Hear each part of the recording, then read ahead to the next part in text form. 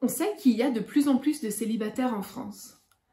En comptant celles et ceux qui n'ont jamais été en couple ou qui vivent seuls suite à un divorce ou un veuvage, on estime qu'actuellement 10 millions de personnes vivent seules en France. Et cette augmentation, on la retrouve dans la société, mais évidemment aussi dans l'Église.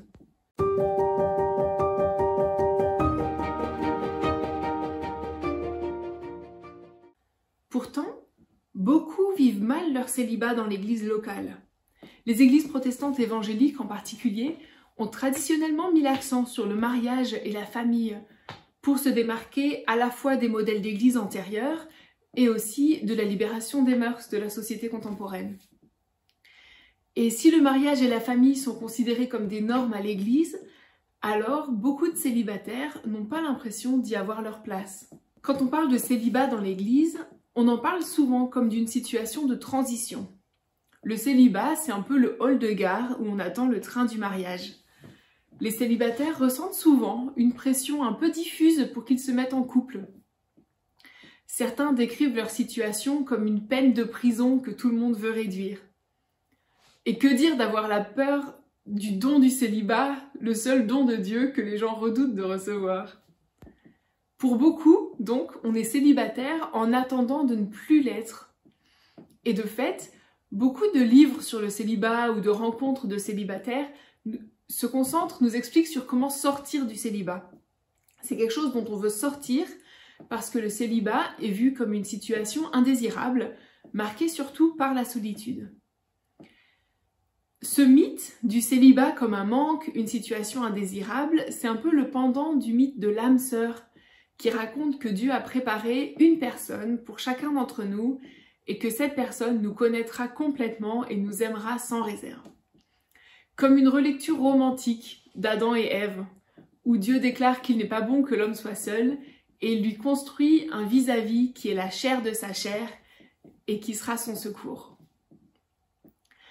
Et dans ce contexte, les célibataires font un peu tâche parce que le Créateur lui-même a dit qu'il n'était pas bon que l'homme soit seul et parfois l'Église ne sait pas trop quoi faire avec ces gens qui ne vivent pas en couple. Pourtant, le Nouveau Testament et l'Église primitive valorisaient énormément le célibat, comme un signe du royaume de Dieu. Et cette revalorisation du célibat était révolutionnaire à l'époque. On va s'y pencher un instant. Sous l'Ancienne Alliance, les membres du peuple de Dieu sont presque tenus de fonder des cellules familiales. Dès la création, la bénédiction de Dieu est attachée à la procréation. Puisque Dieu bénit Adam et Ève en leur disant de se multiplier, puisque la bénédiction de Dieu sur Abraham se manifestera par sa descendance, puisque la descendance d'Abraham sera une bénédiction de Dieu pour les nations, l'appartenance au peuple de Dieu était donc principalement fondée sur les liens du sang. Et pour assurer leur part de l'alliance avec Dieu, les Israélites devaient absolument se marier et avoir des enfants. D'un côté, la bénédiction de Dieu se reconnaissait dans la fécondité des ventres, et de l'autre, être marié et procréer, c'était une preuve de fidélité à l'alliance. Et à l'inverse, la stérilité, ne pas porter d'enfants, c'était vécu comme un jugement de la part de Dieu. Et ça commence à changer avec l'alliance qu'on appelle davidique, celle de Dieu avec David, quand Dieu promet à David qu'il ne retirera jamais sa faveur quoi qu'il arrive. Avec cette alliance, le peuple d'Israël n'est plus tenu de prouver sa fidélité, par exemple en se mariant et en enfantant. Et c'est un basculement qu'on retrouve dans le livre d'Ésaïe. Ésaïe 54 et 56 annoncent qu'avec l'œuvre du serviteur souffrant, la femme stérile et l'eunuque seront tous les deux bénis.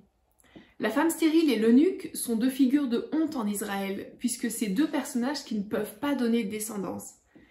Mais Ésaïe dit qu'ils porteront la vie et qu'ils seront présentés comme des modèles de service et de relation à Dieu. Et cette promesse, elle s'accomplit avec le Christ. Sous la Nouvelle Alliance, les vrais descendants d'Abraham, ils sont plus définis par leur naissance naturelle, mais par leur nouvelle naissance. Dieu ne construit plus son royaume par la procréation, mais par le renouvellement spirituel. Et de fait, vous aurez remarqué que dans le Nouveau Testament, Jésus ne répète pas à ses disciples le mandat de procréer et de se multiplier, mais bien de partager la bonne nouvelle et de faire des disciples. Et enfin, Paul confirme en 1 Corinthiens que sous la Nouvelle Alliance, nous sommes pleinement bénis par notre appartenance à Christ, indépendamment de notre statut marital. On voit dans la Bible donc une trajectoire qui se conclut dans l'enseignement de Jésus, qui dit d'une part que le mariage est plus aussi fondamental sous la nouvelle alliance qu'il ne l'était sous l'ancienne, et d'autre part que le célibat annonce l'âge à venir où le mariage lui-même sera obsolète. J'aimerais encore prendre un moment pour explorer ce que ça veut dire pour l'Église, en revenant un instant sur la question du don du célibat. Les dons de l'Esprit, on s'en souvient, ce sont des compétences que Dieu donne pour bâtir l'Église. Et ça inclut le don du célibat. C'est un don de Dieu parce que le célibat nous libère du travail, de l'énergie que prend le mariage, les enfants. C'est un don de disponibilité pour l'Église.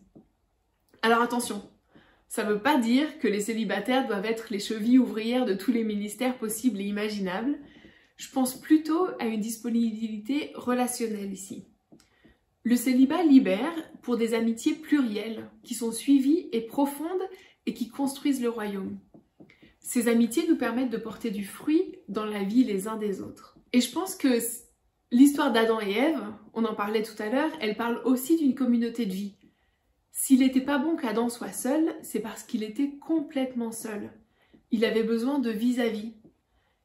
Et de fait, nous avons tous besoin de présence, d'amitié, de gens qui nous accompagnent sur notre chemin. Cette présence, ces amitiés, cette vie communautaire, c'est ce que l'Église est appelée à être.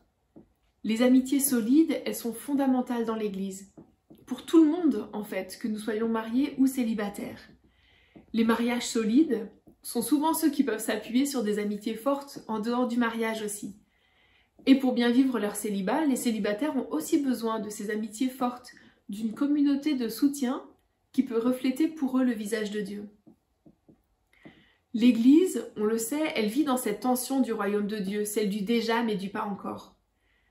L'âge à venir n'est pas encore là, le mariage n'est pas encore obsolète. Et ce désir que nous avons tous, que nous avons toutes, d'être complètement aimés, connus, il sera jamais rempli dans cette vie.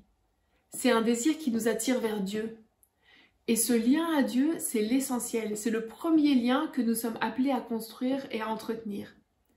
Après ça, le célibat, comme le mariage, sont des options valables. Le mariage permet de creuser une relation particulière avec une seule personne. Le célibat permet des amitiés profondes et durables. Et les deux situations participent à construire l'Église parce qu'elles nous apprennent à servir et aimer les autres. Elles ont toutes les deux pleinement leur place dans l'Église. Et notre défi, c'est donc de vivre ensemble dans cet entre-deux, entre mariés et célibataires, et de construire l'Église ensemble par le service mutuel.